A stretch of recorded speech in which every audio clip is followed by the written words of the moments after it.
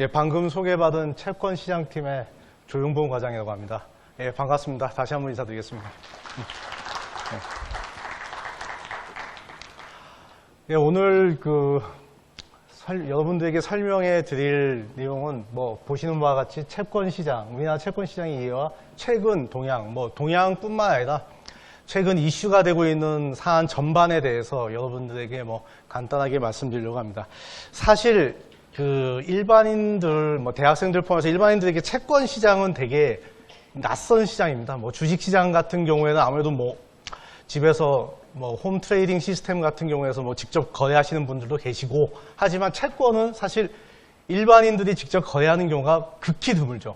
주로 이제 기관들, 금융기관들이나 대형 회사들이 보통 거래를 하는데, 그거에 대해서 이 짧은 시간에 어떻게 여러분들에게 강의를 어떻게 설명을 드릴까 고민을 하다가, 사실 강의 한 1시간 반 하다 보면 사실 많이 여러분들에게 전달할 수는 없을 것 같습니다. 그래서 저희가 밖에 보시면 지금 여러분 다 한 권씩 다 받으신 것 같은데, 우리나라의 금융시장이라든가 단기자금 시장 이런 책자가 있습니다. 그래서 그 자세한 내용은 그 책자를 좀 참조하시고, 오늘은 어떻게 보면 기본적인 개념 및 최근에 왜 채권 시장을 일반인들이 알아야 되는가, 저희 한국은행에서는 당연히 중요한 시장인데 일반인이 알아야 되는가 뿐만 아니라 최근에 무엇이 이슈가 되는가, 이 한 3가지 정도를 아시고 가시면 될 것 같습니다.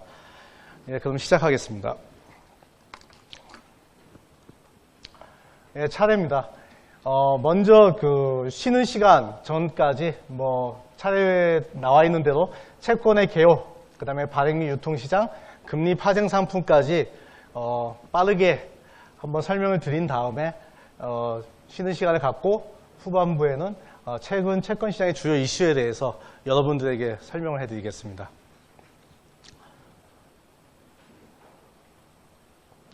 예, 항상 모든 강의가 그렇지만 일단 가장 중요한 개념부터 설명해 드리겠습니다.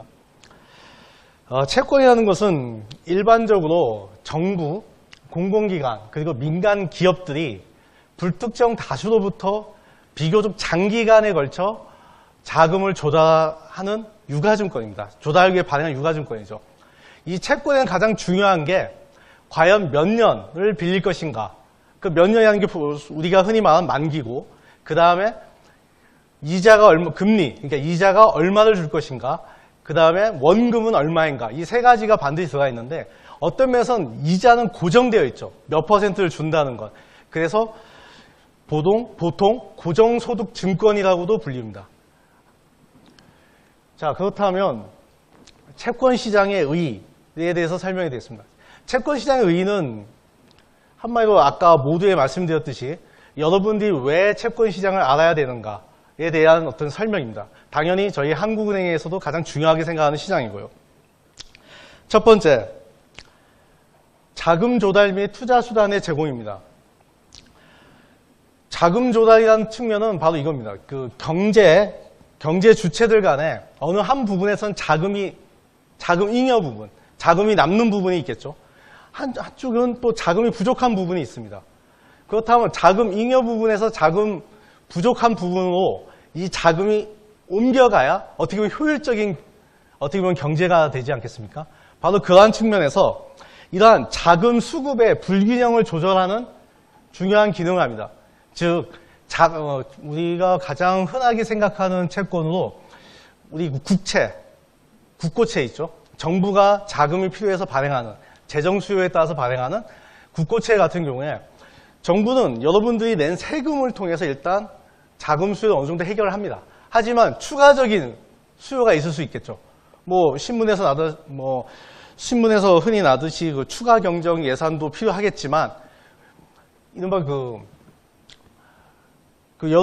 국채를 발행해서 경기를 부양을 한다든지, 새로운 SOC를 개발한다든지, 이런 식의 필요한 자금을 결국 국채를 발행해서 조달할 수밖에 없는데, 바로 이러한 국채를 발행하는 이유가 바로 정부가 자금이 부족한 거지 않습니까? 그렇지만 민간 부분은 자금이 있으니까 정부는 국채를 발행하고 민간 부분은 발행한 국채를 사주면서 자금을 공급하는 거죠.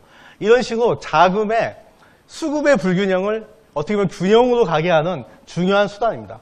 그리고 두 번째, 투자 수단의 제공. 이거는 채권 시장이 발달하면 발달할수록 다양한 증권이 생기겠죠. 주식뿐만 아니라.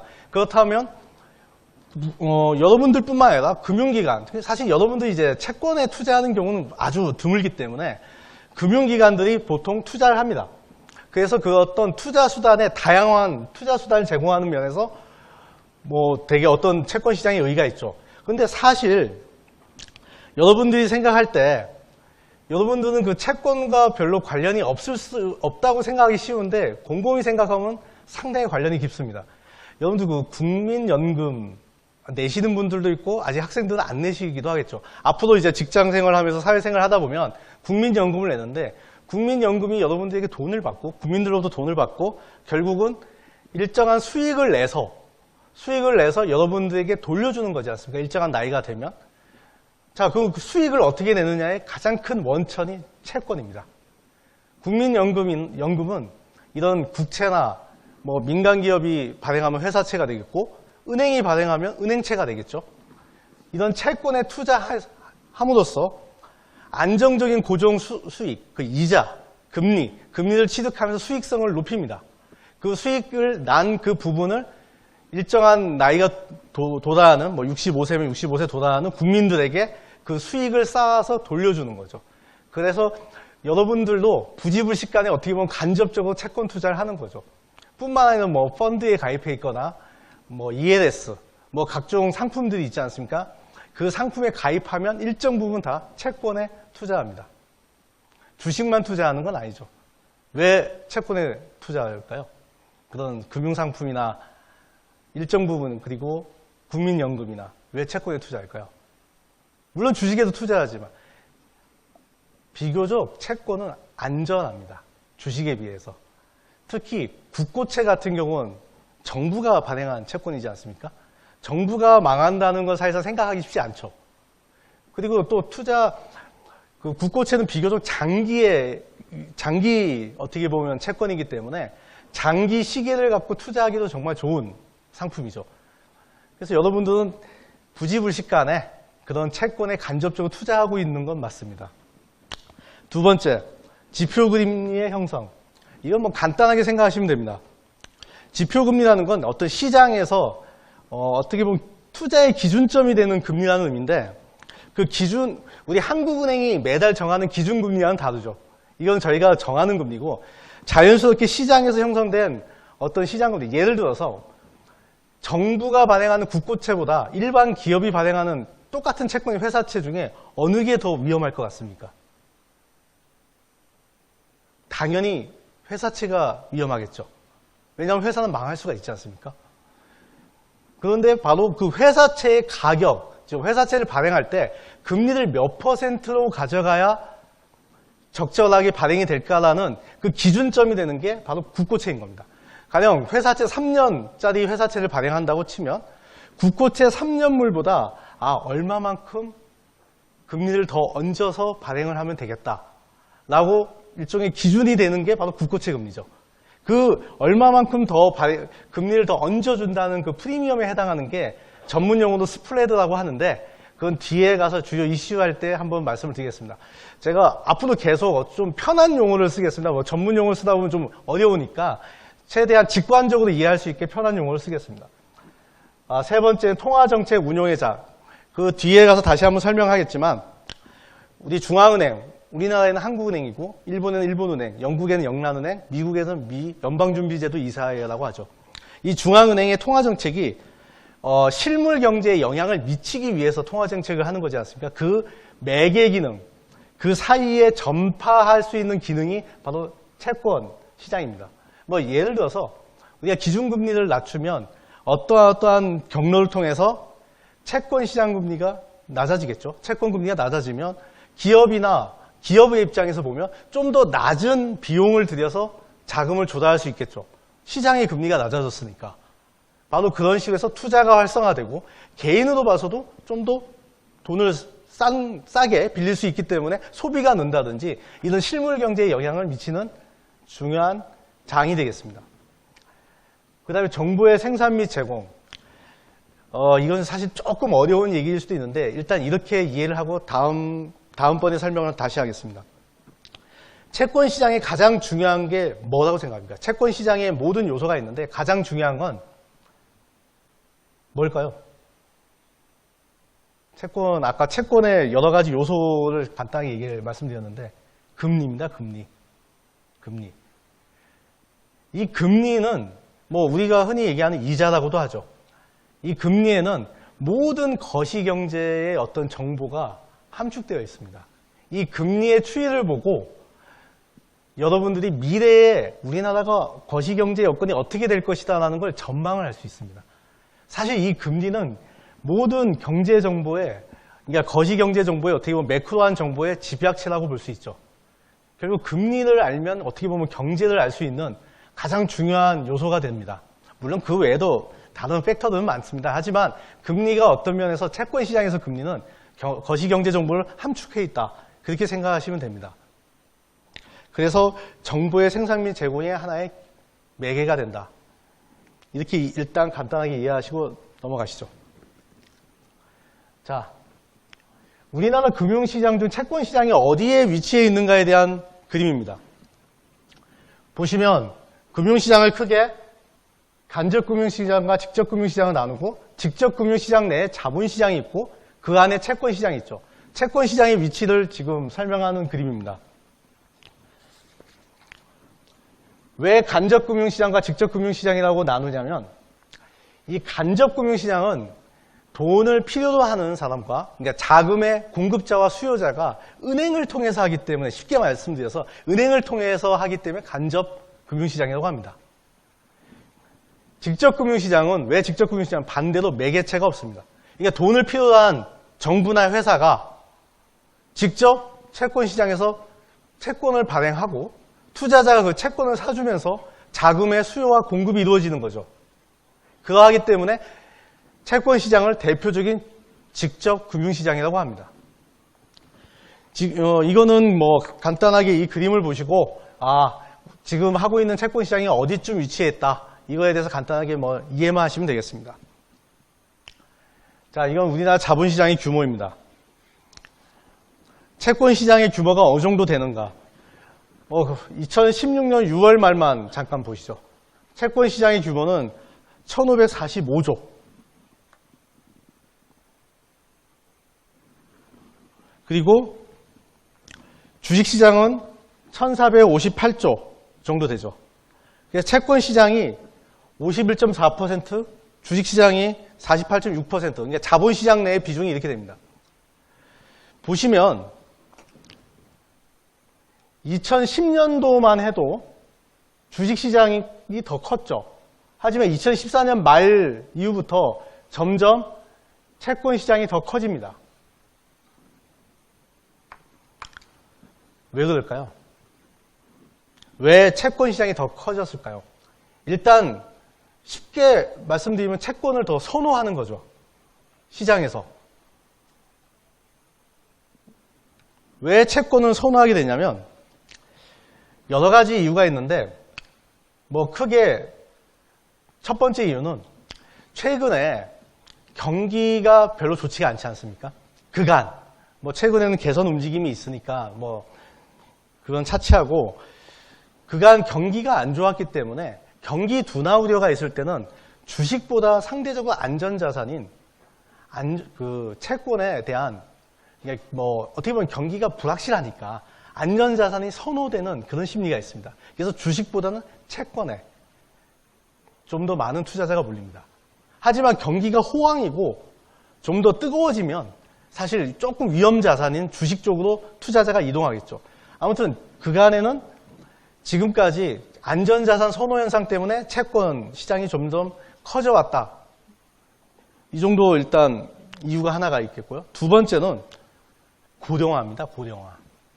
점점 우리 그 사회가 국가가 고령화되면서 이건 좀 어려운 표현일 수도 있지만 뒤에 가서 한 번 더 말씀드릴 기회가 있을 것 같은데요. 연금이나 보험 산업이 점점 발전합니다. 그렇다면 연금과 보험사나 국민연금 입장에서는 점점 고령화되니까 좀 더 장수하고 오래 사니까 국민들에게 더 많이, 더 길게 어떻게 보면 나이가 많을 때까지 돈을 지불해야 되겠죠. 죽을 때까지 주니까. 그렇다면 보험사나 연금 입장에서는 줘야 될 부채의 길이가 길어지는 거죠. 부채 구간이. 그렇다 보면 좀 더 장기채, 자산도 그만큼 긴 자산에 투자해야 됩니다. 채권이 비교적 장기로 3년, 5년, 10년, 지금은 50년 국고채까지 나오고 있는데 그 장기의 채권을, 특히 국채를 투자할 유인이 강해지는 겁니다. 그런 고령화 시대 때문에 어떤 보험사나 연기금의 채권 수요가 늘었다. 특히 장기채가 늘었다. 이렇게 일단 이해하시면 되겠습니다. 아무튼 그런 식의 수요가 늘어나면서 채권 시장이 커졌다. 다음은 앞서 말씀드린 통화정책의 파급경로입니다. 채권 시장의 통화 정책이 실물 경제로 파급할 수 있는 하나의 경로를 형성한다고 했었는데요. 보시면 일단 통화 정책을 변경한다. 예를 들어보죠. 기준금리를 인하했다고 생각합시다. 기준금리를 인하하면 일단 금리 경로, 제일 중요한 경로입니다. 일단 시장 금리가 채권 시장의 어떤 금리가 낮아지겠죠. 하락하고 여수신 금리도 하락하겠죠.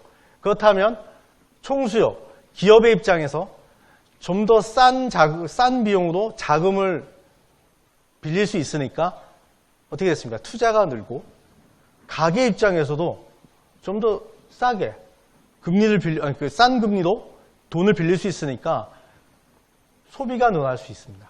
그런 식으로 총수요, 시장금리와 여순신금리를 통해서 총수요를 자극하여 실물 생산과 인플레이션을 올린다. 당연히 GDP가 올라가면서 물가는 상승 같이 하지 않겠습니까? 일반적으로. 그런 식으로 올린다. 그래서 총수요를 어떻게 보면 총수요를 억제하는, 총수요를 진작시키는 역할을 합니다. 기준금리를 인하했을 때. 대신 인플레이션이 올라갈 우려가 크죠. 그래서 나중에 인플레이션 우려가 커지면 다시 기준금리를 상승시키겠죠. 그런 메커니즘은 반대로 생각하시면 됩니다. 그리고 또 하나의 경로, 자산가격 경로, 환율 경로, 기대 경로, 신용 경로였는데, 자산가격 경로는 간단하게 말씀드려서 기준금리를 낮추면 주가와 부동산이 올라가지 않습니까? 그럼 내가 갖고 있는 주식이 올라가고, 내가 갖고 있는 집값이 올라가면 내 자산이 커지니까 소비도가 늘어나겠죠. 바로 그래서 총수요나 실물 생산 인플레이션에 영향을 준다. 이런 식이고, 기대 경로는 요즘 되게 중요한 경로인데, 여러분들 개별 가계, 기업, 정부 모든 경제 주체들에게 향후 통화정책의 변경이나 통화정책의 어떤 기자회견, 총재님 기자회견, 그 다음에 통화정책의 어떤 스테이트먼트 같은 어떤 결정문을 통해서 향후 경제 주체들에게 금리 기대나 경기 전망, 인플레이션 기대를 어떻게 보면 유도하는 겁니다. 그러면서 경제 주체들의 경제 활동에 영향을 줘서 실물 생산의 인플레이션에 영향을 주는 그런 어떤 메커니즘의 하나의 경로를 설명하는 겁니다.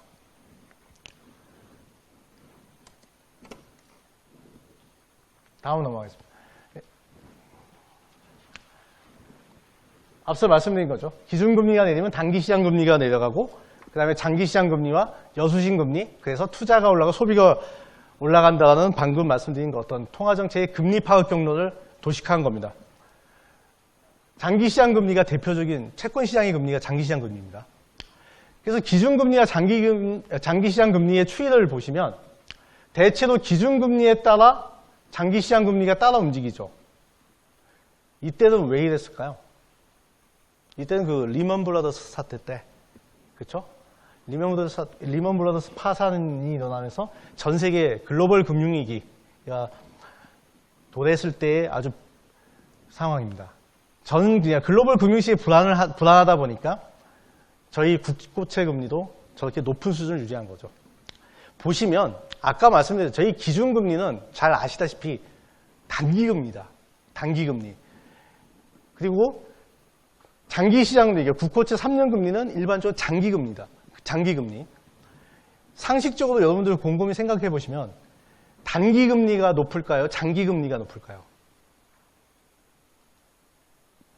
당연히 장기금리가 높겠죠. 왜 그럴까요? 이왕이면 길게 빌렸을 때 더 높은 이자를 줘야 되겠죠. 위험이 크니까. 내가 뭐 이론적으로 얘기하면 미래의 소비를 포기한 대가지 않겠습니까? 따라서 일반적으로 장기 금리가 높아야 되는데 여기 보시면 일부 구간에서 기준금리가 더 높고 장기금리가 하회하는 구간이 나옵니다.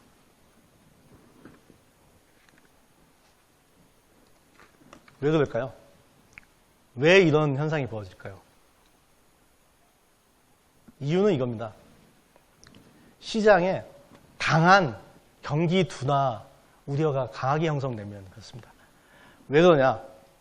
경기 둔화 장기 금리는 흔히 구성 요소를 분해를 해보면 미래의 기대 단기 금리에 기간 프리미엄을 합친 게 장기 금리라고 일반적으로 이론적으로 설명을 합니다. 그렇다면 미래에 강하게 기대 단기 금리가 낮아질 것이다. 경기 둔화 우려가 너무 세기 때문에 뭐 심플리하게 설명하면 한국은행이 기준금리를 낮출 것이다 라는 시장의 기대가 강하게 되면 기준금리보다 하회하는 구간이 나옵니다. 바로 그런 경우에 저런 장단기 금리 역전현상이 벌어집니다. 간단하게 일단 설명을 드렸습니다. 자, 이제부터는 한 20분 정도 되게 좀 어떻게 보면 따분한 설명일 수도 있고 좀 어려운 설명일 수도 있는데 직관적으로 설명을 하겠습니다. 직관적으로 설명한 다음에 수식과 뭐 제가 방금 여러분들이 가져가신 그 책자를 좀 보시면서 그 수식을 좀 이해해 주셨으면 좋겠습니다. 일단 직관적으로 설명하겠습니다. 자, 이자율. 이자는 미래 소비를 위해 현재 소비를 포기한 대가이다. 쉽게 말씀드려서 제가 여러분들하고 100만 원을 제가 빌렸어요. 빌렸는데 1년 정도 약정을 하고 빌렸습니다. 1년 뒤에 내가 100만 원만 주면 지금의 100만 원하고 1년 뒤에 100만 원이 같을까요? 절대 같을 수가 없죠. 빌려주는 사람 입장에서는 절대 미래 소비를 해서 미래의 100만 원을 받기 위해, 아니, 미래에 쓸 수 있는 돈을, 그러니까 미래 소비를 위해서 현재 소비를 포기한 거지 않습니까? 현재 100만 원을 빌려준 거지 않습니까? 따라서 그 대가를 주는 것만큼이 이자입니다. 그래서 원리금이라고 하죠. 흔히 내가 돈을 100만 원 빌려주고 1년 뒤에 받는 이자까지 합쳐서 원리금이죠. 그 원리금은 뭐 간단하게 말씀드리면 뭐 이런 식으로 설명이 되겠죠. 그렇죠? 이자율만큼 곱한 걸 더한 거지 않습니까? 그러면 뭐 원금은 뭐 1 더하기 이자율을 원리금으로 나눈 거다. 원리금을 1 플러스 이자율로 나눈 거다. 라고 이제 간단한 식이 되고 채권 가격은 이렇게 형성된다고 하는데 요건 간단히 식만 보시고 넘어가시죠. 중요한 거는 뭐 만기 수익률은 이자라고 생각하시면 돼요. 이자율. 시장금리라고 간단히 이해하시죠. 그리고 채권 수익률과 채권 가격과의 관계입니다. 보시면 이게 사실 되게 이해하기 쉽지 않은 건데 주식은 주가가 오르면 그러니까 주식 가격이 같이 오르는 거죠. 우선이 뭐 주가 지수가 오르면 주식 가격이 오르는 거죠. 근데 채권은 가장 중요한 지표로 보는 수익률, 그러니까 이자, 금리가 오르면 채권 가격이 떨어집니다. 이건 앞서 본 식에서도 이해할 수 있는데 보시면 채권 가격은 이자율과 부의 관계죠. 이 식에서도. 왜 그러냐면 제가 이해하기 쉽게 말씀을 드리면 이렇게 생각하시면 됩니다. 제가 지금 현재 5%의 이자를 받는 금리가 그러니까 이자율 수익률을 그러니까 5%의 이자율을 받는 표면금리가 5%인 채권을 가지고 있다고 생각합시다. 그러면 근데 금리가 떨어집니다. 그러면 지금부터 금리가 떨어지면 지금부터 발행하는 채권은 4%로 발행되겠죠. 가령 4%로 떨어졌다 치면. 그렇죠. 그러면 내가 갖고 있는 5%의 채권은 가격이 오르는 거죠. 그렇지 않습니까? 이해되십니까? 직관적으로 이해하시면 그렇습니다. 그래서 채권 가격과 수익률, 즉 시장 금리는 반비례 관계에 있습니다.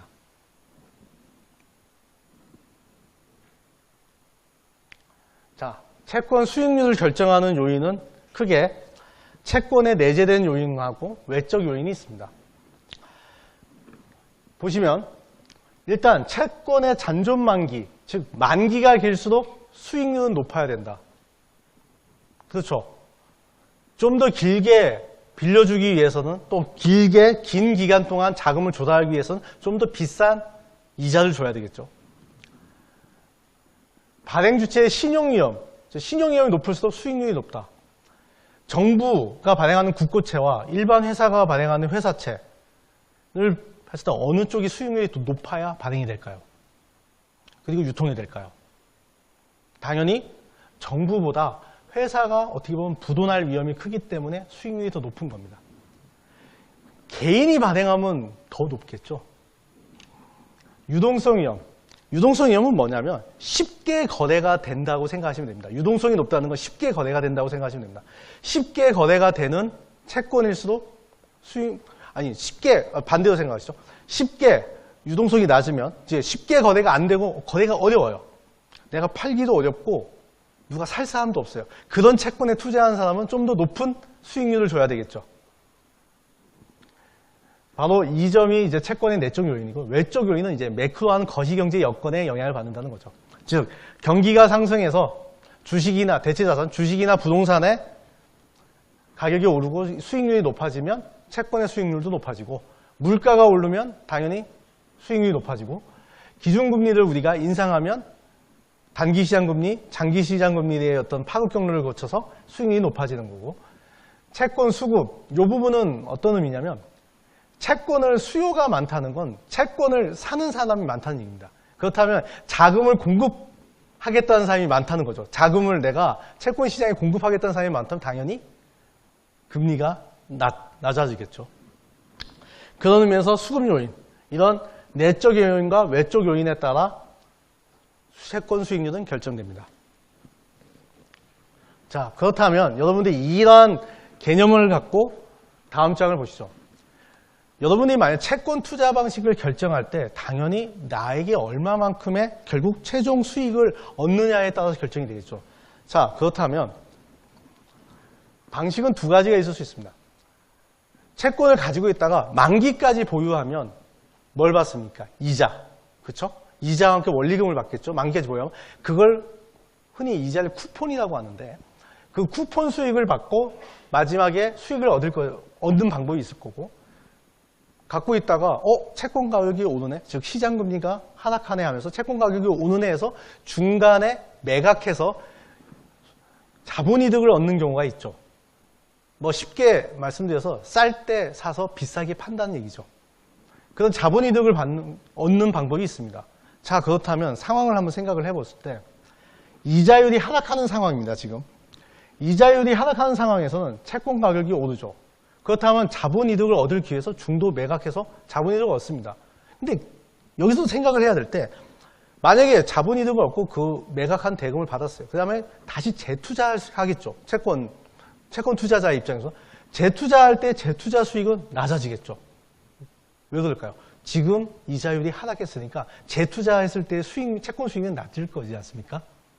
그렇다면 이 두 가지를 합했을 때 어느 쪽이 더 크냐에 따라서 채권 투자 방식을 정하는 겁니다. 반대로 이자율이 상승할 때는 채권 가격은 하락하겠죠. 그래서 채권 투자자들이 손절매를 할 수 있습니다. 하지만 왜 손절매를 하냐면 손절매하고 더 이상 손실을 보기 전에 손절매하고 다시 재투자했을 때 쿠폰 수익이 높겠죠. 그렇죠. 이자가 지금 현재 이자율이 높으니까. 그래서 재투자 수익은 높습니다. 새로이 투자하는. 자, 그래서 꼭 이자율이 하락한다고 해서 모든 채권 투자자가 손해보는 것도 아니고 이자율이 상승한다고 해서 모든 채권 투자자가 손실을 보는 건 아닙니다. 즉 하락할 때와 상승기에도 채권 가격의 중도 매각하는 자본이득과 재투자 수익, 즉 쿠폰 수익을 서로 합쳤을 때 그 포트폴리오를 조정하면서 종합적으로 수익을 얻는 투자 결정을 하는 거죠. 이해되십니까? 예. 그럼 가장 어려운 개념입니다. 듀레이션. 채권의 가장 중요한 개념 중에 하나죠. 자, 채권 투자 자금의 정의는 이렇습니다. 채권 투자 자금의 평균 회수 기간. 다시 말해서 현재 가치로 환산된 가중 평균 만기. 어렵죠. 첫 번째 줄을 직관적으로 설명을 해보면 내가 1,000만 원을 투자했을 때 10년짜리 채권을 샀다고 생각을 해봅시다. 10년짜리 국고채를 샀습니다. 1,000만 원짜리 10년 만기의 국고채를 샀는데 이 1,000만 원을 회수하는 평균 회수 기간을 의미합니다. 그걸 현재 가치로 하는 가중평균 만기라고 합니다. 아니 만기면 만기지 웬 가중평균 만기냐. 방금 예를 든 거 가지고 설명을 하면 자 1,000만 원을 투자한 10년짜리 국고채를 표면금리가 뭐 1%라고 생각해 봅시다. 그럼 1년에 10만 원을 받는 거죠. 그렇죠? 1%니까 100만 원에 1만 원이니까 1% 금리를 매년 받지 않습니까? 매년 쿠폰 수익을 매년 받습니다. 그렇다면 1,000만 원을 여러분들이 전체 회수하는데 10년이 걸립니까? 아니죠. 10년보다 짧겠죠.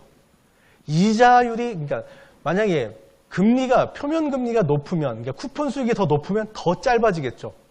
매년 1만 원 받다가 10만 원 받고 심지어 100만 원을 받는다고 치죠. 그러면 매년 100만 원을 받는다고 생각을 해보면 뭐 10만 원을 받는다고 예를 들어도 상관없습니다. 10년보다는 당연히 내가 투자한 채권 투자의 회수 기간이 좀 짧죠. 그게 듀레이션입니다. 직관적으로 제가 설명을 드리면 그걸 복잡하게 나타낸 식이 바로 이러합니다. 여러분들이 이거 예를 들었는데 이게 시간강에서 이거는 혹시 집에 가셔가지고 아니면 도서관에 가셔가지고 한번 계산을 해보시면 됩니다. 자, 그렇다면 좋아. 왜 그러면 만기가 있는데 듀레이션이라는 개념을 또 고안해냈을까? 이유는 바로 채권 투자자들의 리스크 관리를 위해서 듀레이션이라는 개념은 탄생했습니다. 보시면 듀레이션은 주로 채권 가격의 이자율 탄력성을 나타내는 지표를 활용한다. 즉 식상으로 무엇을 의미하냐면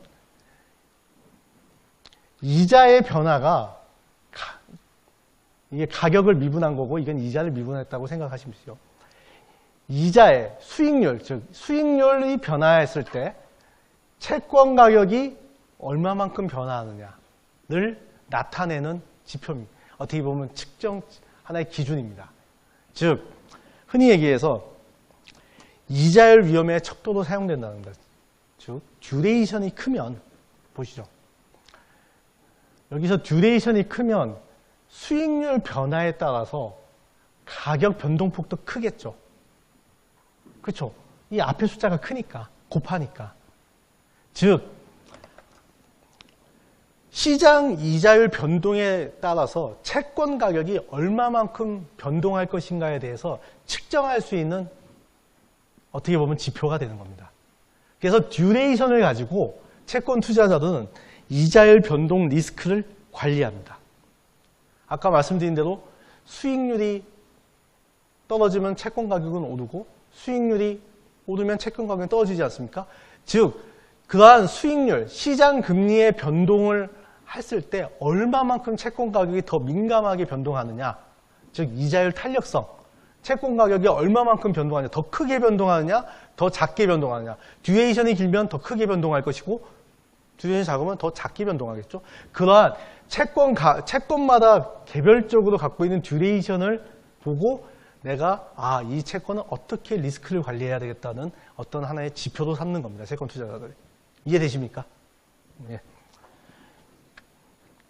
그러면 다음으로 넘어가겠습니다. 자, 여러분들에게 설명한 대로 설명한 대로 듀레이션의 특성을 보면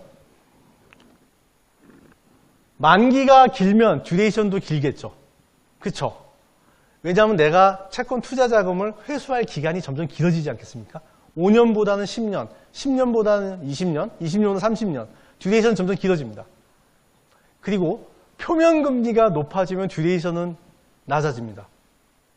아까 말씀드린 대로 쿠폰 수익, 표면금리가 매년 받는 쿠폰 수익이 크면 클수록 원래 갖고 있던 만기보다는 더 짧은 기간 안에 내가 투자한 투자 자금을 회수할 수 있겠죠.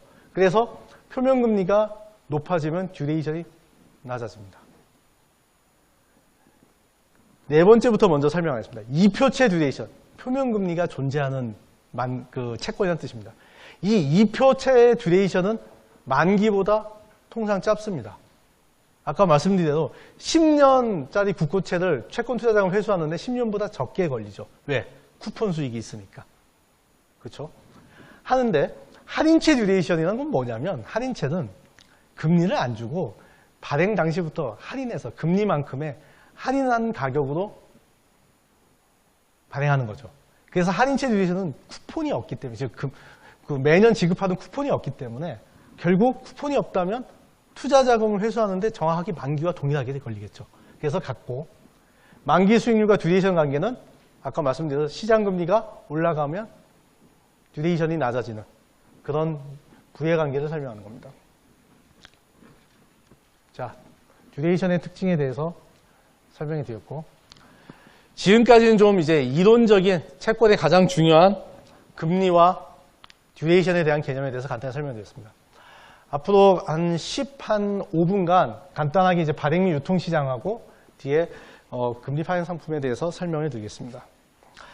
자, 발행 및 유통. 일단 발행 시장은 채권을 처음 발행하는 그 발행 시장입니다. 일반적 발행은 채권 발행자, 회사, 기업이나 정부가 되겠죠. 그래서 발행 중개 기관이 대행을 해주면서 투자자를 모집해서 자금을 끌어들입니다. 이게 발행 시장이고 그 옆에 유통 시장은 이 투자자들끼리 채권을 사고 파는 거. 일반적으로 브로커, 증권사인데 증권서 브로커. 쉽게 말씀드리면 중개기관이라고 생각하시면 됩니다. 중개기관. 내가 얼마 수익률에 얼마만큼 사달라. 증권사에 말하면 저쪽에서 얼마에 파는 사람이 있지 않습니까? 그걸 매칭시켜줘가지고 해주는 기능을 하는 시장 참가자가 브로커라고 합니다. 부정적인 건 아닙니다. 보통 브로커 하면 부정적인 의미가 있는데 이거는 그런 게 아니라 중개기관을 의미합니다. 자, 주요 채권의 발행기관과 근거부. 채권에 보면 정부가 발행하면 국고채, 한국은행이 발행하면 통화증권, 산업은행이 발행하면 산금채, 그 다음에 은행이 발행하면 은행채, 주식회사가 발행하면 회사채. 그렇습니다. 근데 궁금한, 여기서 좀 의문이 드는 게 왜 한국은행이 발행하는 건 한국은행채라고 안 하고 통화증권이라고 할까요? 한국은행은 자금이 필요해서 채권을 발행하지는 않죠. 은행은 은행 자금 필요하고 회사는 회사 자금 필요하고 국가는 자금이 필요합니다. 재정 수요가 있어서 하는데 한국은행은 돈이 필요해서 채권을 발행하지는 않죠. 왜 그럴까요? 한국은행은 발권력이 있잖아요. 그냥 일반인들 쓰는 표현으로 찍어내면 되는 거죠. 그러니까 발권력이 있기 때문에 자금이 필요해서 낸다기보다는 이거는 통화가치의 안정, 즉 시중에 통화가 너무 많이 풀렸을 때 통화증권을 발행해서 그 시중에 풀린 통화를 흡수하는 겁니다. 그래서 통화가치를 안정시키기 위해서 발행한 증권이라서 통화증권이라고 합니다. 유일하게 이름이 독특할 것 같아서 설명드렸습니다. 지금 채권 종류별 발행 잔액을 보시면 가장 많은 게 국채죠. 국고채. 그 다음에 금융채. 그 다음에 특수채, 회사채인데 규모를 대충 보시면 2016년 지금 10월 오늘 날짜까지 발행 잔액이 국채는 한 589조 원 정도 됩니다. 그리고 금융채는 385조 원, 그 다음에 회사채는 한 224조 원 정도 규모가 됩니다. 전체는 한 73조 원 정도 규모를 갖고 있습니다. 자, 국채는 그 정부가 재정 부담으로 국가가 발행한 즉 공공 목적을 위해서 그렇죠? 재정 수요를 담당하기 위해서 그렇죠. 새로운 SOC 개발이라든가 경기를 부양하기 위해서 돈이 필요하기 때문에 공공 목적으로 달성해서 국가가 발행한 채권을 말한다. 국채의 종류에는 이 네 가지가 있는데 최근에 뭐 여러분들에게 설명을 해드릴 필요 있는 거는 국고채 같은 경우는 최근에 10월 11일 날 50년물이 발행됐습니다. 50년 이상 발행한 나라는 그렇게 많지 않습니다. OECD 국가 중에서도 한 9개 나라 정도 됩니다. 그래서 그 50년물을 발행해서 성공적으로 발행했습니다. 그 50년물 발행한 어떤 의의는 이렇게 생각하시면 됩니다. 국가가 좀 더 장기적으로, 안정적으로, 왜냐하면 50년 동안 갚을 필요가 없지 않습니까? 그렇죠? 50년 장기 채권은. 그러니까 좀 더 장기적으로, 안정적으로 자금을 조달할 수 있는 하나의 길이 생긴 거죠. 그래서 50년물은 그러한 의미에서 발행 의의를 생각하실 수 있습니다. 자, 국고채 전문 딜러, PD 제도인데요. 이건 이렇게만 생각하시면 됩니다.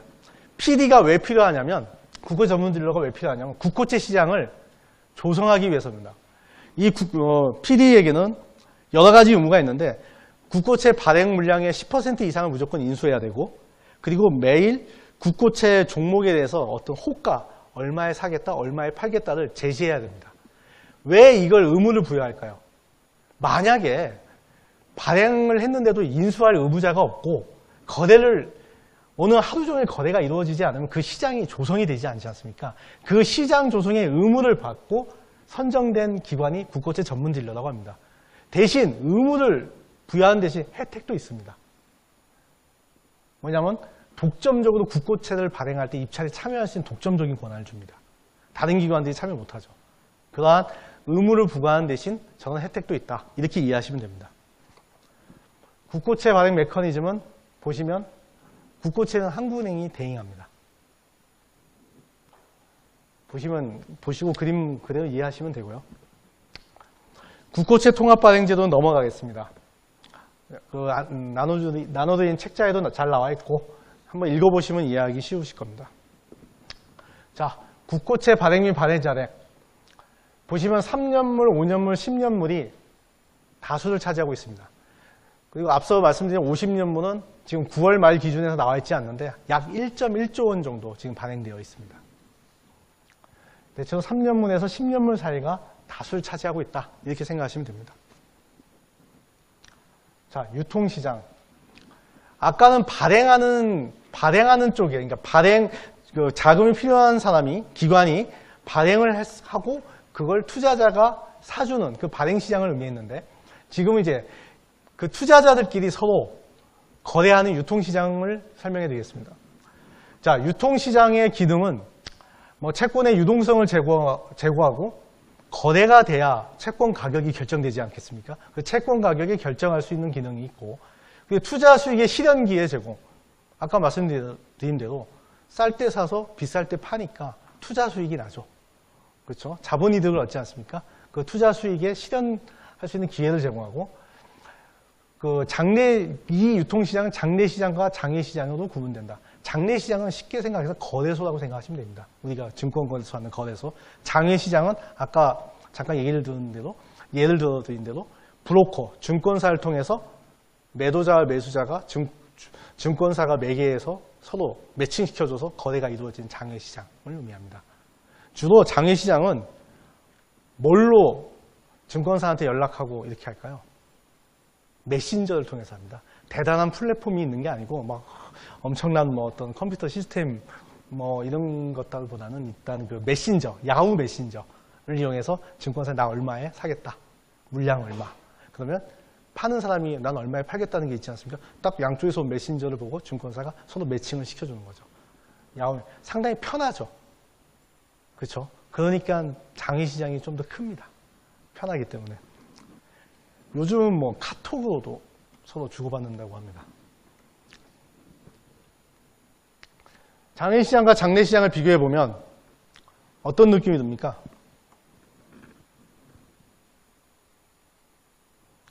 딱 장외시장을 보는 순간 뭔가 제한이 없죠. 그렇죠? 그리고 거래 단위도 크고, 그래서 기관 투자자들은 이제 흔히 말하는 뭐 보험사, 연기, 뭐 국민연금, 그다음에 은행, 증권사 이런 기관 투자자는 장외 시장을 더 선호합니다. 그리고 더 편리하고 제한도 없고 해서 장외 시장 규모가 더 크다 이렇게만 이해하시면 됩니다. 보시면 장내 거래량 보십시오.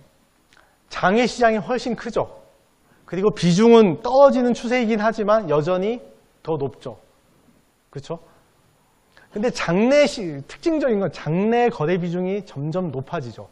그렇죠? 장내 거래 규모가 커지면서 장외 비중은 점점 줄고 여전히 뭐 다수를 차지하고 있지만 장외 시장이 이제 장내 이제 거래 규모가 커지는 이유는 이제 아까 조금 전에 설명했던 국고채 전문 딜러 PD들에게 장내 거래를 의무화시키고 국고채 장내 거래를 일정 비율을 장내 시장에서 거래하게끔 했습니다.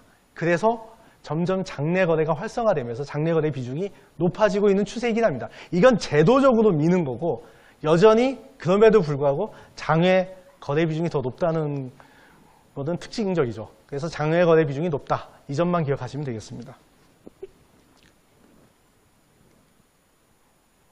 기간별 채권 보유 비중.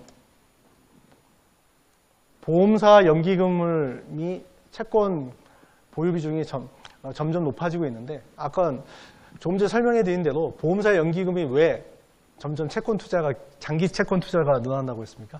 그렇죠. 고령화에 따른 우리가 부채 만기가 길어지니까 자산 만기도 길게 갖고 또 안정적으로 운영해야 되기 때문에 안전자산인 국고채 장기물에 대한 투자가 점점 높아지고 있는 겁니다. 이거는 제가 아까 말한 시장금리, 채권 수익률 얘기를 했잖아요. 채권 수익률 어디에서 알 수 있냐면 뭐 한국은행에 전화하셔도 알 수는 있긴 하겠지만 사실 여기에 나와 있습니다. 여기 보시면 그 인터넷 주소도 나와 있지 않습니까? 그래서 금융투자부 채권정보센터 보면 매일매일 이 최종 호가 수익률에서 채권 수익률이 공시됩니다. 매일매일 공시됩니다.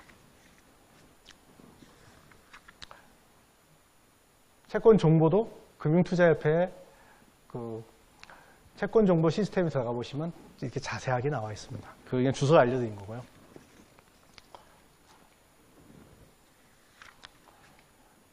간단하게 시간이 되는 한도까지 금리 파생 상품에 대해서 설명드리겠습니다. 이 파생 상품은 많이 들어보셨죠? 파생 상품은 정의가 이렇습니다. 기초 자산의 가치 변동에 의해 결정되는 무엇이? 가치가. 기초 자산의 가치 변동에 의해 결정된 금융계약이다. 그러면 그 기초 자산의 뭐냐? 즉 금리가 변동된다.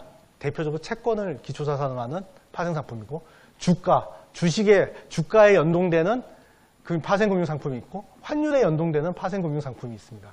이런 기초 자산의 그 가치가 연동되는 상품을 대표적으로 파생 금융 상품이라고 합니다. 계약 유형에는 선물, 수합, 옵션이 있는데 선물은 뒤에 국채 선물을 할 때 한꺼번에 얘기하고 수합은 통화수합. 쉽게 말해서 수합은 이겁니다. 그 두 가지 목적에 의해서 수합 거래가 이루어지는데 대표적으로 달러하고 원화 수합을 생각을 해보면 환해지, 환율 변동에 대한 위험을 해지하기 위해서 하거나 또는 외국인이 달러를 들고 와서 우리나라 국내 채권 살 수 있습니까? 없습니까? 안 받아주죠. 그렇죠? 우리 국내에는 원화가 통용되지 않습니까? 즉 외국인 채권 투자자들이 달러화를 갖고 와서 우리 국내 은행하고 원화와 달러화를 수합 계약을 맺는 겁니다. 왜냐하면 국내 은행은 또 달러화가 필요하니까 서로 필요한 이종 통화끼리 수합 계약을 맺습니다. 그래서 이종 통화가 서로 필요할 때 맺어지는 계약입니다. 아니면 환율 변동에 대한 해지 목적으로 그걸 대표적으로 통화 수합, 그래서 수합 계약이라고 합니다. 그리고 이 특성은 높은 레버리지, 국채 선물 같은 이게 쉽게 말씀드리면 100만 원짜리를 사기 위해서 100만 원이 필요 없습니다. 증거금 일정 퍼센트의 증거금만 가지면 그 계약을 할 수 있는 거죠. 원래 계약을 하려면 100만 원짜리 사면 100만 원이 필요한 거지 않습니까? 하지만 그만큼이 필요하지 않는, 즉 레버리지 비율이 높기 때문에 어떻게 보면 되게 위험합니다. 그렇죠? 그러다 보니까 상대방 위험도 커집니다. 이런 투기성 기관들이나 투기성이 높은 투자자들이 들어오기 때문에 부도날 위험도 되게 높죠. 그래서 높은 레버리지와 높은 상대방 위험을 갖고 있다. 거래 목적은 두 가지를 말씀드릴 수 있는데 해지 거래, 즉 리스크 회피, 아까 환율 변동에 대한 리스크 회피를 위한 해지 거래가 있습니다. 이건 어떻게 보면 되게 긍정적인 겁니다. 왜 파생 상품이 나왔느냐에 어떻게 보면 본연의 목적이죠. 하지만 투기적 거래도 있죠. 이 두 가지에 어떻게 보면 양면이 있다. 아무튼 거래 목적은 해지 거래가 있고 투기적 거래가 있다. 투기적 거래의 특징은 어디서 비롯되냐? 바로 높은 레버리지와 상대방 위험이 높기 때문에 나타나는 특징이죠. 자, 파생금융상품 거래 및 잔액. 이건 한번 보시고요. 일단 기초자산별 잔액 비중을 보면 금리가 높고 주식도 그 다음이다. 그 정도만 하고 넘어가시고요. 유형별 거래 및 잔액. 선물, 수합, 기타 있는데 선물이 높고 거래 규모가 더 높죠. 그 다음에 수합이다. 이거 보시는 바와 같습니다. 자, 국채 선물. 선물 중에 이제 금리 파생 상품이 가장 대표적인 게 국채 선물인데, 국채 선물 이렇게 생각하시면 됩니다. 액면이 1억 원이고 정해져 있습니다. 액면이 1억 원이고 만기는 3년이고 표면 금리는 5%인 가상의 국채를 산정을 하고 그 국채를 거래하는 시장입니다. 그게 국채 선물 시장입니다. 선물 시장은 쉽게 말해서 이렇다고, 예를 들어서 이렇게 생각하시면 됩니다. 선물. 오늘 한 6개월 뒤에 100만 원을 주고 A라는 어떤 물건이든 채권이든 A라는 걸 사겠다라고 계약을 맺습니다. 그럼 6개월 뒤에 매도인은 100만 원에 팔아야 되고 나는 100만 원만 주면 되지 않습니까? 그렇죠? 근데 만약에 그 가치가 120만 원이라고 생각해 보십시오. 그때 당시에. 그러면 미리 이 선물 계약을 맺은 사람은 20만 원의 이득을 얻죠. 이 매수자는. 매도인은 반대로 20만 원의 손해를 볼 수도 있죠. 그런 식으로 미래에 일정한 가격으로 사겠다고 현재 시점에 정한 계약을 대표적으로 선물 계약이라고 합니다. 그럼 파는 사람은 왜 하느냐? 파는 사람은 왜 할까요? 떨어질 걸 생각하겠죠. 이게 미래는 알 수 없으니까. 서로 간에 그러한 기대가 다르고 서로 간의 목적이 다르기 때문에 그런 선물 계약이 이루어집니다. 한번 보시고요. 자, 국채 선물 거래, 현물 거래를 비교해 보시면 조직 선물 거래는 거래소의 장래 거래다. 아까 말씀드린 현물 거래, 일반적인 국채 거래, 브로커를 통한 장외 거래 위주다. 거래 조건은 읽어보시면 되고, 결제 시기는 매일매일 정산한다. 선물 거래는. 그리고 현물 거래는 통상 거래 체결 다음 날 체결하고 그 다음 날 이루어진다. 그 다음에 여기서 일일 정산제도 이런 얘기가 있는데, 그럼 이따가 시간 관계상 Q&A 시간에 좀 더 자세히 설명해 드리겠습니다. 질문이 올 경우.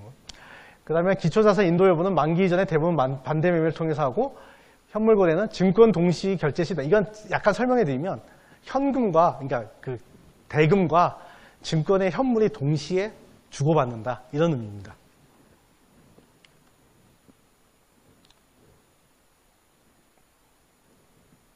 자, 선물 거래는 아까 말씀드린 대로 해지 목적의 거래가 있고 투기 거래가 있다.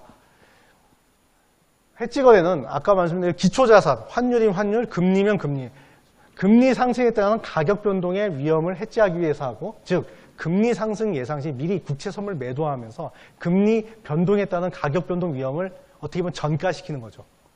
그리고 투기 거래는 높은 레버리지, 아까 100만 원짜리 거래를 위해서 꼭 100만 원이 필요하지 않다고 하지 않습니까? 그러니까 한 만 원 정도가 필요하다면 99만 원의 레버리지가 발생하니까 그런 높은 레버리지를 활용해서 고수익을 추구하는 거죠. 계속 만 원 가지고 100만 원씩 사고 팔고 해서 어떻게 보면 매매 차익을, 고수익을 추구하는 거래에 해당하겠습니다.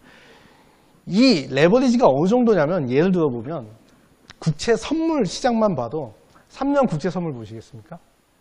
0.75%만 내면 됩니다. 0.75%. 약 한 133% 정도 되는 것 같은데 그 정도의 레버리지를 일으키는 거죠. 바로 그러한 높은 레버리지로 인해 활용해서 투기 거래가 이루어질 수 있다. 이 특징만 생각하시면 됩니다. 자, 투자자물 거래 비중.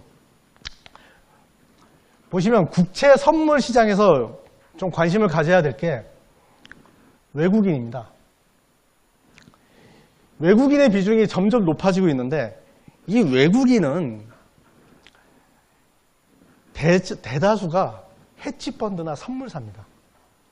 헤지펀드나 선물사들은 단기 투자를 추구합니다. 즉 아까 말씀드린 헤지 거래가 아니라 거의 100% 투기적 거래입니다. 그래서 변동성이 매우 높겠죠. 즉 들어올 때는 확 들어오고 나갈 때는 확 나갑니다. 왜냐하면 단기 투자니까 장기를 보지 않고 단타 매매를 통해서 매매 차익만 계속 얻어갑니다. 따라서 은행이나 증권사들 국내 기관은 어떻게 보면 헤지 목적이 많은데 이런 외국인은 바로 그런 아주 투기적 거래가 많기 때문에 우리의 채권 시장을 교란할 수 있는 요인이 됩니다. 그래서 저희들은 특히 이 외국인의 국채 선물 거래에 되게 많은 주목하고 있습니다. 다음 그래프를 보시죠. 이 그래프가 제가 방금 말씀드린 거에 대한 설명을 할 수 있는 그래프인데요. 보시면 이게 누적 순매수입니다. 이 시기에 누적 순매수가 거의 여기까지 떨어진다는 건 뭘 의미합니까? 막 팔고 있는 거죠. 급격하게 파니까 금리가 급등하죠.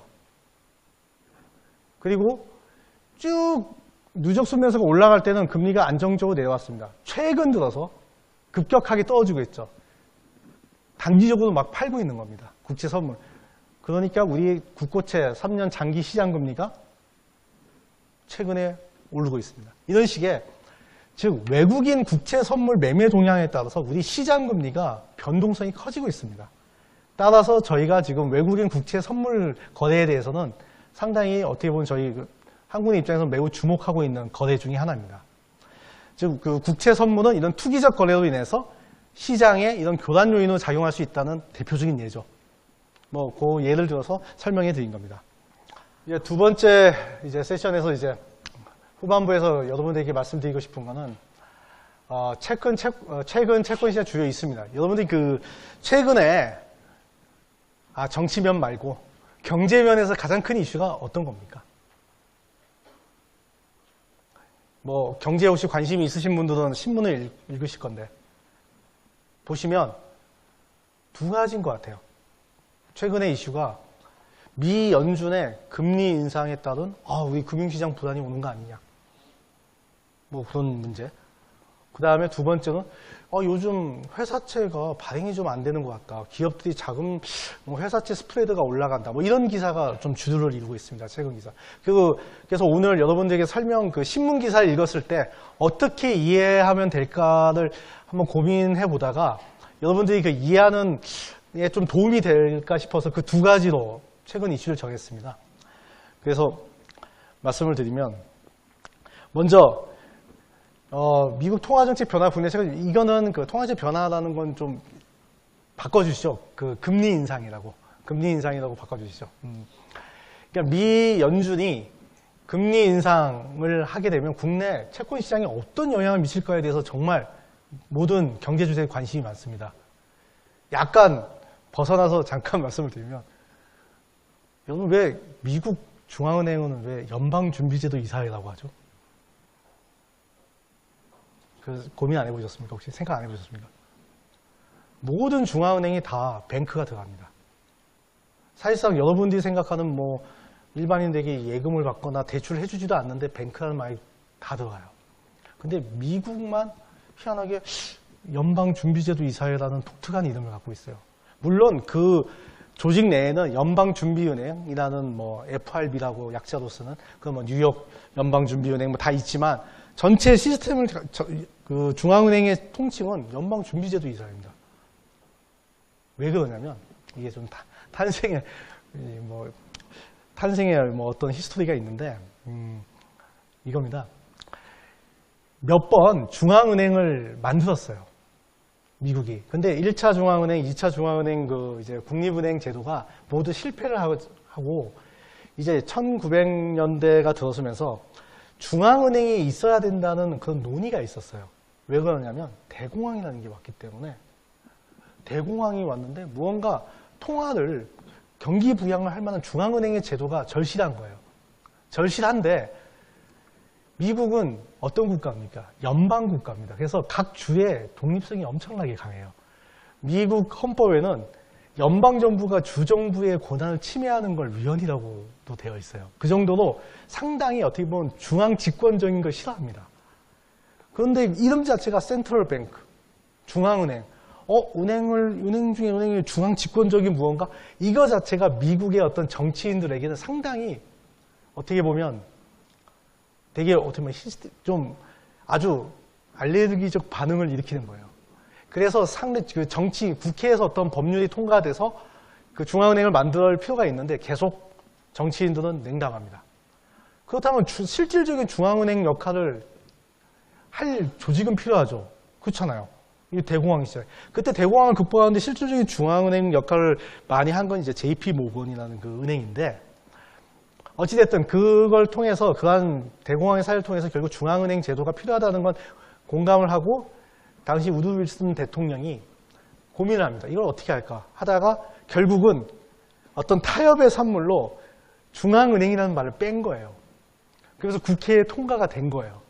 사실상의 중앙은행인데 그걸 뺀 겁니다. 그러니까 국회에서도 언뜻 보면 중앙은행 같은데 이름 들어보니까 아니고 뭔가 좀 복잡해요.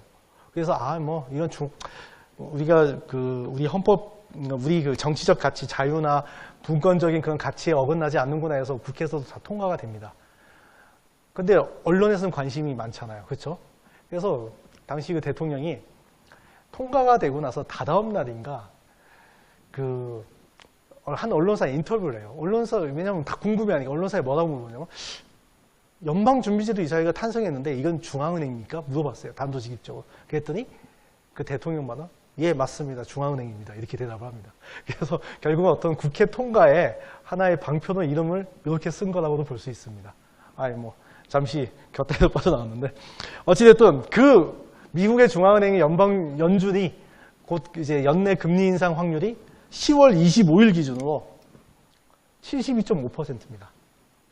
미 연준은 과거 한 25년간 두 차례 정도 빼놓고는 70%가 확률이 높을 때, 시장에서 반영된 70% 높을 때 금리를 인상해 왔어요.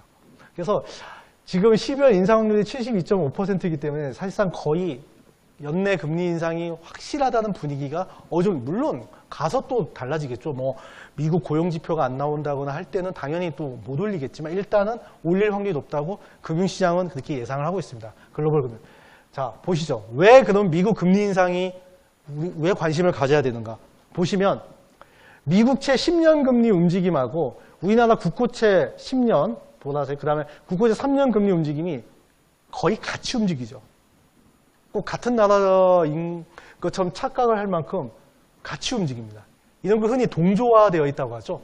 거의 같이 움직입니다. 방향 떨어질 때 떨어지고 올라갈 때 올라가고 거의 그렇죠. 일부 구간을 제외하고는 거의 그렇습니다. 그렇다면 미 연준이 금리를 인상하면 미국의 시장금리가 오를 거고 당연히 우리 채권 시장의 장기금리가 오르겠죠. 자, 금리가 오르게 되면 현재 저금리 기조에 있다가 금리가 오르면 여러 가지가 있습니다. 아까 말씀드린 채권 가격이 떨어질 거고 그 다음에 또 자금 조달 비용이 올라갈 거 아니에요. 기업이든 개인이든. 그러면 소비나 투자가 위축되는 거 아니냐. 이런 걱정, 이런 두려움, 이런 불확실성이 결국 금융시장의 리스크 요인을 작용하는 게 아니냐는 이슈입니다. 그렇다면 문제는 미국의 금리 인상이 확실히 하다면 과연 우리 장기금리가 얼마만큼 오르겠냐에 초점이 맞춰지는 겁니다. 전반적으로.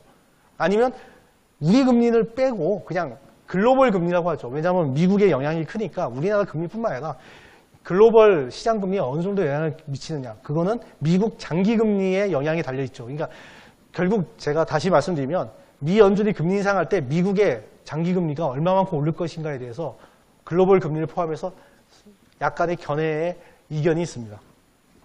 그 논쟁에 대해서 잠시 설명해 드리겠습니다. 먼저 글로벌리하게 우리나라뿐만 아니라 대체로 주요국의 장기 시장 금리 상승 압력이 크게 높아진다. 미국 금리 인상하자마자 완전히 상승 압력을 크게 받을 거다라는 견해가 있습니다. 일부 골드만삭스나 JP 모건에서 주요 아이비들이 이렇게 주장을 하고 있는데 그 이유가 세 가지입니다. 현재 장기 금리가 펀더멘털에 비해 과도하게 낮다. 즉 원래 지금 경제 여건이나 경제 여건에는 한 이 정도 있어야 되는데 제가 손으로 표시하면 그거보다 과도하게 낮게 지금 되어 있다는 거죠. 그렇다면 이게 그간 반영되지 않는 폭까지 반영하면 급격하게 상승할 것이다. 두 번째, 미국의 재정 지출이 향후 높다고 했을 때는 미국 장기 금리가 크게 뛸 거다. 세 번째, 저금리의 그간 저금리 부작용 등으로 ECB, BOJ, 유럽중앙은행, 그 다음에 일본은행의 추가 완화 기대가 약화돼요. 즉 요즘 유럽중앙은행, 일본은행의 통화정책을 계속 보면 글로벌 금융시장의 평가가 이렇습니다. 이제 통화정책이 더 이상 할 게 없는 거 아니냐. 즉 양적 완화, 돈을 공급하는 거에 있어서 서서히 이거 한계점에 도달한 게 아니냐, 이런 어떤 견해가 있습니다. 그래서 그런 추가 완화 기대가 약화하게 되기 때문에 결국 장기금리가 전반적으로 글로벌 장기금리가 다 오를 것이다. 상승 압력을 크게 받을 것이다. 이런 이런 예상을 하는 견해입니다. 저금리의 부작용은 금융기관의 수익성이 약화되고 이런 얘기도 있는데 사실 다른 면에서 저금리의 부작용이 있죠. 주식이나 또 각종 채권뿐만 아니라 부동산 같은 자산 가격의 버블을 일으킬 수 있습니다. 그렇죠. 그래서 저금리의 부작용으로 우려되는 사안 중에 하나입니다. 그리고 투자자의 자금을 기업에서 조달하는 입장에서는 모르겠지만 우리 저축을 하는 금융상품에 이제 가입하거나 저축을 하는 사람들의 예를 들어보면 너무 수익률이 낮잖아요. 그렇죠? 이런 부작용도 있습니다. 여기 적어놓은 금융기관 수익성은 읽어보시고 이런 부작용도 있다라는 점을 알고 계시면 될 것 같습니다. 그 반면에 아니다. 미국이 금리 인상해도 미국 장기 시장 금리를 포함해서 금리 압력, 상승 압력이 그렇게 높지는 않을 것이다. 이유는 연준이 금리 인상 속도를 폭이랑 상승하는 폭과 인상하는 폭과 그 속도를 점진적으로 할 것이라고 예상한다. 그래서 또 주요국이 그러니까 유럽이나 일본 이런 중앙은행들의 통화 정책이 여전히 완화적이다. 즉 계속 돈을 풀 것이다. 라는 거기 때문에 전반적으로 장기시장 금리 상승 압력은 낮을 거다. 이런 표현이죠. 안정적이다 이거죠.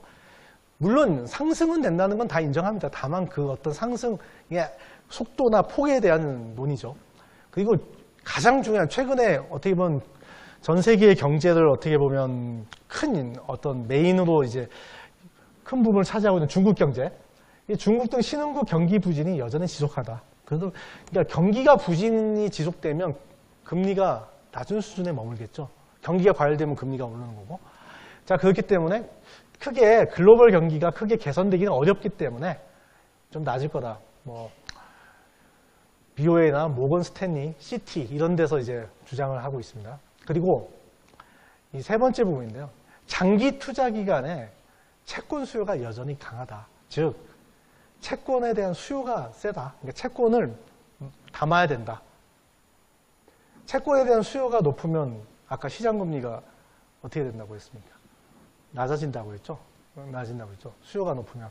따라서 채권 시장의 수요 우위 장세가 지속되기 때문에 이런 수급적인 상황을 봤을 때 상승폭이 좀 안정적이지 않느냐라는 겁니다. 그래서 종합해보면 시장 참가자별로 미국채 금리 향방에 대해서 전망이 엇갈린다. 즉 따라서 장기 금리가 현 수준보다 상승할 것이라는 시각은 그래도 여전히 우세하다. 자, 지금까지가 이제 미국 금리 인상과 관련된 주요 논의였고요. 다음은 방금 제가 조금 전에 말씀드린 회사채 시장 위축입니다. 지금 미 연준의 금리 인상 가능성이 높아지다 보니까 서서히 회사채 시장에서 스프레드가 확대되고 있습니다. 아까 스프레드는 뭐라고 제가 설명을 드렸냐면 모두에서 이렇게 말씀드렸습니다. 국고채가 기준이고 시장에서 기준이 되고 회사채는 정부보다 신용위험이 높기 때문에 좀 더 높은 금리를 준다고 했죠. 그 국고채 금리와 회사채 금리의 차이입니다. 만약에 어떤 신용위험이 좀 더 높아지고 금융시장이 불안해지고 금리가 상승하는 쪽으로 추세가 바뀌면 국고채 금리보다 회사채 금리가 높은 그 범위가 점점 벌어집니다. 즉 회사채 금리가 점점 높은 회사채 금리가 점점 높아진다는 얘기죠. 그러한 스프레드의 움직임이 10월 들어서 보시면 AA-라는 건 우량 기업들의 회사채 스프레드를 의미하고요. BB-는 비우량 기업입니다. 일단 우량물을 보시죠. 항상 낮아왔습니다. 근데 최근에 갑자기 급등하고 있죠. 9월 한 22일 이후로 급등하고 있는 모습을 보입니다.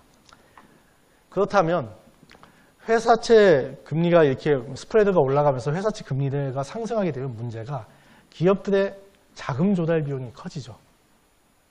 그렇죠. 바로 그 점이 어떻게 보면 뭐 기업 투자나 그러니까 회사채 발행을 할 때 한마디로 기업이 회사채를 지금 발행을 해야 되는데 좀 더 높은 금리를 줘도 안 들어오는 거예요. 투자자가. 그렇다면 더 높은 금리를 또 제시해야 되죠. 이런 식의 스프레드가 올라가면 확대되면 확대될수록 회사채를 발행하는 기업의 입장에서는 좀 더 비싼 자금 조달 비용을 들이는 겁니다. 그래서 이런 게 지금 최근에 문제가 되고 있는데 이거는 결론적으로 회사채 시장이 위축됐다고도 볼 수 있는데 보시면 아까 스프레드가 올라갔다는 얘기도 하고 보시면 또 회사채 시장도 지금 거래 규모가 10월 들어서 급격하게 작죠. 이거는 전반적으로 회사채는 국고채보다 뭐 위험도가 높다고도 파악하는 것뿐만 아니라 이 회사채는 이제 대표적인 신용채권인데 신용채권 전반에 대해서 투자하는 심리가 지금 얼어 있는 거예요. 아, 지금은 투자할 때가 아니다 이거죠. 그럼 왜 지금 그럴까요? 이유는 두 가지로 볼 수 있습니다. 먼저 최근에 그 주요국 금리와 함께 우리 국내 장기 금리가 상당히 많이 오르고 있습니다. 그 상승세에 접어들면서 물론 이거의 트리거는 미 연준의 금리 인상 기대가 이제 가능성이 높아지면서 촉발된 거긴 한데 그러한 금리 변동 리스크가 증대되니까 결국 아까 우리 듀레이션 할 때 이자율 변동에 따른 그렇죠? 수익률 변동에 따른 채권 가격 변화라는 게 리스크 관리, 이자율 변동에 대한 리스크 관리의 기본이라고 하지 않습니까? 즉 가격 변동이 심해질 수 있는 거죠. 그렇죠? 가격이 급락할 수 있지 않습니까? 채권 가격이. 따라서 투자 심리가 전반적으로 위축되어 있는 상황이라는 겁니다. 첫 번째로는. 두 번째로는 이건 연말에 기관 투자자들, 보험사, 연기금, 그 다음에 국민연금 같은 연기금, 그 다음에 은행, 증권 같은 기관 투자자들의 북클로징 효과. 무슨 의미냐면 연말이 다가오면 다가올수록 어떤 투자에 대한 그 결산을 앞두고 투자에 대한 리스크를 지기 싫죠. 그러니까 새로운 투자를 하거나 뭐 팔거나 아니면 이런 식의 어떤 새로운 포트폴리오를 조정을 해가지고 새롭게 담은 어떤 투자 상품이 손실을 볼 수도 있지 않습니까? 그래서 연말 결산을 앞두면 안 움직이는 거죠. 거래를 안 하는 겁니다. 그간 내가 담을 만큼 담았기 때문에 그냥 여기서 멈춰서 연말까지 가겠다. 언제 더 특히 연말이면 나타났지만 더더욱 그걸 가속화시키는 거는 금리 변동성이 커지는 것입니다. 시장이 뭔가 변동성이 있으면 섣불리 투자를 하기가 쉽지 않죠. 그래서 북클로징, 즉 닫는다는 얘기죠. 더 이상 이제 거래 안 하겠다. 이런 얘기입니다. 장부를 닫는다는 얘기죠. 장부를. 장부에 막 기입하고 하는 걸 더 이상 하지 않겠다는 거죠. 그래서 그런 북클로징 효과가 두 개가 서로 맞물리면서 지금 회사채 시장이 크게 어떻게 보면 투자 심리가 위축되어 있는 상황입니다. 대체로 보면 그럼 이게 항상 가느냐? 그렇진 않죠. 연초가 되면 새롭게 이제 사업 계획이 생기지 않습니까? 그래서 기관 투자자들의 연초가 되면 자금 집행이 재개됩니다. 재개되면서 다시 이제 스프레드가 하락하고 거래가 활발히 이루어지는 게 약간 이런 계절적인 요인도 있는데 그럼에도 불구하고 지금 주목하는 거는 바로 저 금리 변동 리스크가 커지면 그것도 쉽지 않지 않겠느냐에 따라서 저희는 이제 좀 주목을 하고 있는 겁니다. 보시면 최근에 주요국 장기시장 금리 변동폭을 보시면 다 올랐죠. 10월 들어서 호주, 영국, 미국, 독일 금리 오른 폭입니다. 호주 38bp, 한국마다 23bp가 올랐습니다. bp 단위는 100분의 1%를 의미합니다. 그러니까 뭐 1.65 하면 그 5에 해당하는 게 1bp입니다. 5bp고 그렇게 생각하시면 됩니다. 그러니까 1.65에서 1.66으로 올랐다 하면 1bp 상승 이렇게 이해하시면 됩니다. 따라서 그런 그 금리 시장 금리의 변동이 이렇게 상승세다. 따라서 그런 금리 변동 리스크를 내가 또 앉기 싫다라는 어떤 마음에서 투자를 주저하는, 즉 투자 심리 위축이 발생하고 있다. 그리고 거기에다가 연말 기간 투자의 부클로징 효과가 맞물렸다. 이렇게 생각하시면 됩니다. 회사채 관련한 건 조금 더 설명해 드리고, 지금까지가 제가 오늘 어느 정도 준비한 어떤 뭐 채권 시장의 이해랑 채권 동향이고요. 그 다음은 여러분들에게 그 설명을 하는 건 이건 뭐 간단한 얘기입니다. 이건 뭐 그냥 여러분 이제 마무리할 시간이고 해서 좀 머리 식힐 겸 저기 앞에 있는 사람이 그럼 도대체 뭐 채권 시장에 대해서 이해랑 채권 동향을 하고 있는데 도대체 뭐 저 사람은 하루 일과가 뭔가 궁금하지 않습니까? 아마 안 궁금하셔도 되는데 물론 그 한 달을 기준으로 봤을 때 저희는 이제 금통위, 매달 이런 기준금리 통화정책을 결정하는 금통위를 중심으로 일정이 움직이는데, 한 달 중에 딱 하루에 해당하는 얘기만 해드리겠습니다. 제가 한 달 이외의 모든 날짜에 제가 뭐 하는지를 말씀드리면 너무 길어지고 또 너무나 많기 때문에 그거는 말씀드리기가 좀 곤란할 것 같고, 일단 특정 날짜, 금통위 당일날, 금통위원회 오전에 기준금리를 결정하고 총재님 기자 간담회를 하면서 그날 이루어지는 일들을 설명해 드리겠습니다. 금통위가 오전에 하고 한 11시경에 11시 좀 안 돼서 기준금리를 결정합니다. 이번에 10월 13일 날 예를 들겠습니다. 10월 13일 날 기준금리 11시쯤 결정을 했습니다. 하고 11시 좀 넘으면 이제 기자 간담회를 합니다. 이번에 금리 동결을 결정한 배경은 어떻고, 우리의 경제 전망은 어떻고, 뭐가 판단 근거였고, 앞으로 어떻게 통화정책 운영하겠다는 얘기를 하고 기자들의 질문에 답을 합니다. 그 기자 간담회에 총재님 말씀 한마디 한마디마다 장기시장 금리가 막 움직입니다. 요동을 칩니다. 정말 민감하거든요. 한국은행이 좀 더 완화적인가? 아니 이제 긴축적 도화선에 이거에 따라서 채권 가격이 엄청나게 변동하기 때문에 그 말 멘트 1초, 1분 심하게 말하면 그 몇 초 사이에 금리는 요동을 칩니다. 그래서 저희는 그날 총재님 기자회견을 들으면서 이 판을 계속 보고 있습니다. 금리가 어떻게 움직이나 해서 보고를 즉시 합니다. 자, 그날 11시 40분 18초라고 했는데 이경에 갑작스럽게 총재님이 기자회견을 하는데 금리가 이렇게 떨어집니다. 하루에 3bp, 5bp, 6bp 떨어지는 되게 이례적인 일입니다. 갑자기 막 떨어집니다.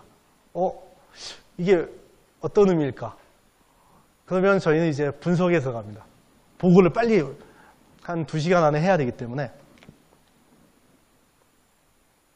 이건 담당 조사에 저희 같이 한 조사일이라는데 역시 젊은 감각이라서 그런지 이렇게 놀랬다는 얘기입니다. 저희가 놀래서 바로 이렇게 이제 원인 파악이 들어갑니다. 11시 40분입니다. 먼저 도대체 시장에서 무슨 일이 벌어져 있죠. 뒤에 보이는 건 저희가 보는 하나의 각 지표들입니다. 보면서 기사를 분석합니다. 이상하네. 뭘까? 10시 13분, 14시 21분 막 쫙 나오지 않습니까? 이러면서 도대체 무슨 특별한 게 있나? 한국은행 뭐라고 말했다. 막 기사가 뜹니다. 그리고 피치사가 삼성 브랜드 손실이 더 큰 위협? 이건가? 이런 식의 모든 걸 기사를 검색해서 원인을 파악하기 시작합니다. 그러면서 저희가 나름대로의 이래서 시장금리가 이렇게 변동했구나라고 파악을 합니다.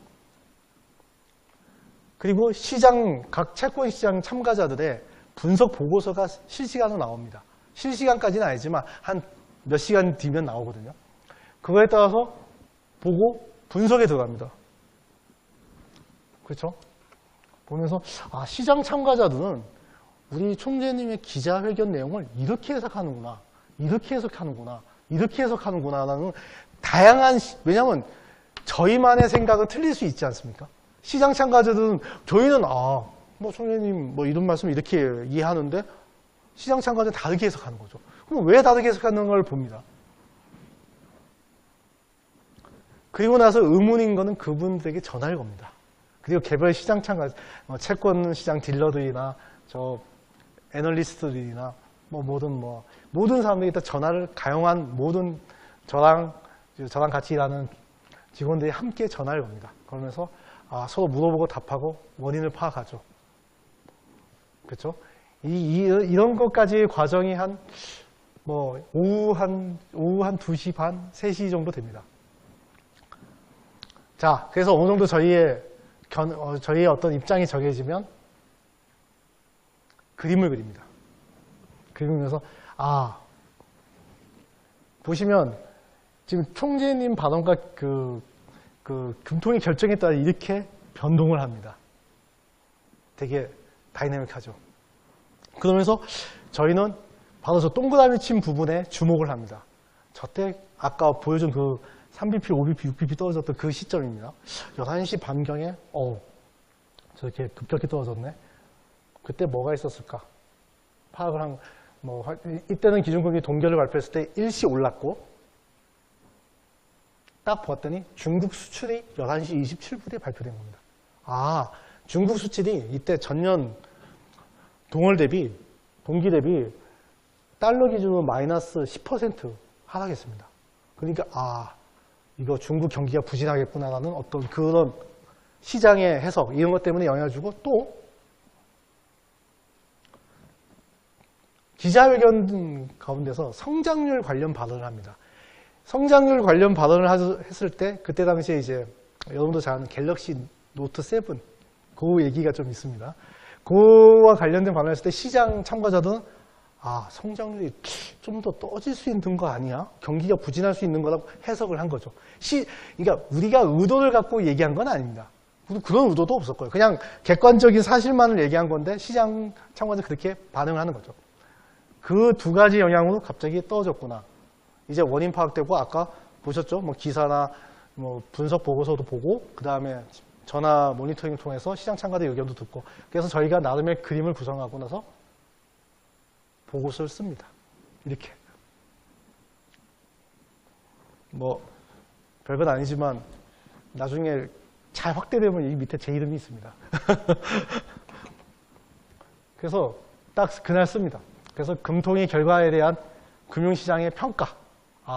근본 금통위는 전반적으로 중립적이었다. 그러니까 매파적이지도 아니고 비둘기적이도 아닌 중립적이었다. 하지만 시장 참가자는 이렇게 해석을 했다. 이런 식으로 금융시장의 평가를 보고 그러한 여러 가지 기자 간담회 내용과 우리 오늘 금일 금통위 결정이 시장금리에 미친 영향에 대해서 쭉 씁니다. 그리고 향후 시장 참가자들은 우리 기준금리이 시장금리를 어떻게 전망하느냐를 쓰고 이걸 보고를 올리는 겁니다.